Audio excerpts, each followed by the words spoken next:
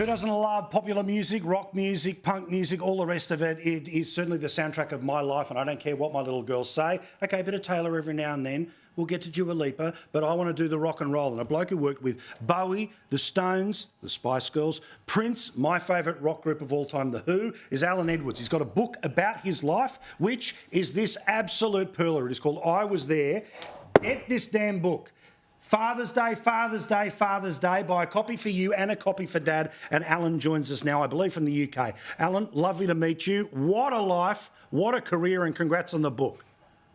Hi, Paul. Thanks for the kind words about the book. Absolutely brilliant. And likewise, I love The Who. What a great band. You know that Roger Daltrey?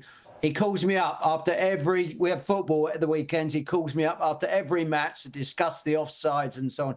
He's a great bloke. And what a band. Can you believe, though, in a world of rock and roll where everyone kind of gets to reinvent something every 20 years, no one's got the balls to go on stage and swing a mic like Daltrey did in the 70s. They know it's been done. They know they can't do it. No one's going to replicate The Who, will they? No, I mean, the timing to swirl it and catch it like that. And then let's not forget Keith smashing up the drum kit and Pete whirling with the guitar. In a way, they were the ultimate rock group, although I've got to say I grew up on The Who, Stones and Zeppelin, and they were all pretty incredible in different ways. Yeah, it's kind of ridiculous to say. If Mount Rushmore could have 50 faces on it, they get their place there. Also about Keith Moon, their mad drummer, mad genius drummer, there's a story that goes back to sort of very early days, frankly, in your career. Tell me the TV-friendly version of when a lot of people thought they were going to meet The Who, but they were no chance of meeting The Who. Well, we talk about Keith Moon coming in the office or going up to the Who gig? Going up to the Who gig. I love the Who gig story. Right. So I've been in my new job. I'm working for a guy called Keith Altham. He's the doyen of music PRs, and he represents everybody at Woodstock. He looks after the Moody Blues, you know, Eric Burden, everybody. In fact, he was the guy that told Jimi Hendrix to set fire to his guitar at Monterey Pop. Brilliant. So he said to me, I'm 3 days into the job. He said, Alan, I want you to take the press up to meet The Who at Wembley tonight. And I'm thinking, okay. He gave me a list of names, and they were all the big critics at the time.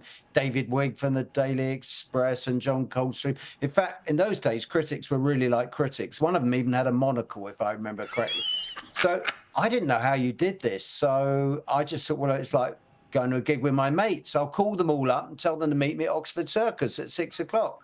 I didn't know that in those days you were supposed to lay on a limousine and champagne or a private helicopter or something like that. This is the 70s. So anyway, I tell them all to meet me at Oxford Circus. We get on the tube. Everyone's crushed like sardines. I could see they're uncomfortable. We get to Wembley, doors open, and they literally fall on the platform, squeezed up, and everyone's very irritated. I thought, oh my God, I've got to save this trip. So I said, look, I'll tell you what, I promise you all, I'll get you exclusive interviews with The Who. Don't worry. And of course, in those days, there was no social media. There were no mobile phones. So I was just having to make this up on the spot. There's no way I could know if it would happen. So we get to Wembley. We weave our way through the labyrinth of corridors, get to The Who's dressing room, and I feel these sort of 10 pairs of eyes boring in my back. So I knock on the door, and it opens. I said, hello, I'm Alan Edwards from the PR office. And someone just looks at me and says, why don't you F off then? Slams the door in my face. And I'm standing there, and I'm thinking, well, I've got to do it again, because I can feel these critics are glaring at me. So I tap on the door. Well, I knock on the door again. The door opens. I said, I'm Alan Edwards from the PR office. And the same voice says, I've told you before, why don't you just F off? And as I look up, I see Keith Moon goes flying through the air. They're in the middle of a punch-up. And I get home that night and I thought, I can't do this job. It's too hard. And here I am half a century later, still working with The Who. Well, thank God. Yeah, thank God you did, man. Because, again, some of the stories, and it might have been an interview where you were talking about the book, but I love how you talk about a couple of the artists you've worked so intimately with, be Mick Jagger and David Bowie. David Bowie, of course, is such a spine, both business and spiritual and social for you in the book and in your life story. But you talk about the difference between them talking to the press. That, say, for Bowie, he was about the art of conversation. Jagger was the business of conversation. What's the difference? Well, they were both incredibly good communicators. And with Mick, he took meticulous detail. When he was doing an interview, he wanted a dossier in beforehand. He wanted to know, the last 3 articles that journalists had written, what they'd done. And he was very much, by the time I was working with him, 1982, they were going on the big stadium tour. So it was about selling 100,000 tickets a night. So Mick really wanted to make sure everything was covered off, the radio, TV, press, etc. And Mick had been to London School of Economics. I think he had a great understanding of business, and he was effectively the manager of the group in some ways at that time. David just loved conversation. He loved journalism. He loved writers. In fact, a lot of our relationship was sort of almost built on books. He was always giving me books. I'd give him books. I remember doing that, going around Australia with him. So he loved, and he became friends with a lot of the writers. He'd often call them up and say, someone like Tony Parsons, famous writer and now author here, he'd call me up and say, I had that David Bowie on the phone last night, called up for a chat.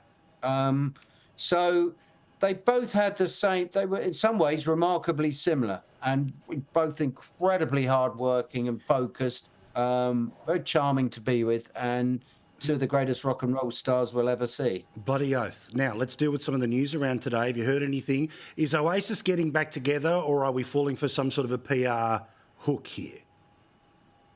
Well, I have to say, definitely, maybe. The title of an album, of course.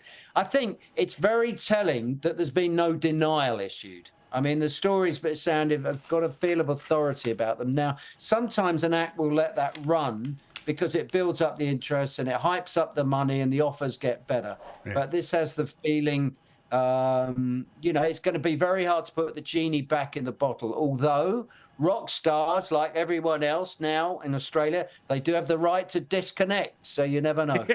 Good man, he was listening before. Alan, sensational book. I could talk to you all night. I can't wait for the podcast version and all the stories when that's right for you. In the meantime, that's the book. I was there. Bye, bye, bye. This Father's Day. Alan, thank you, mate.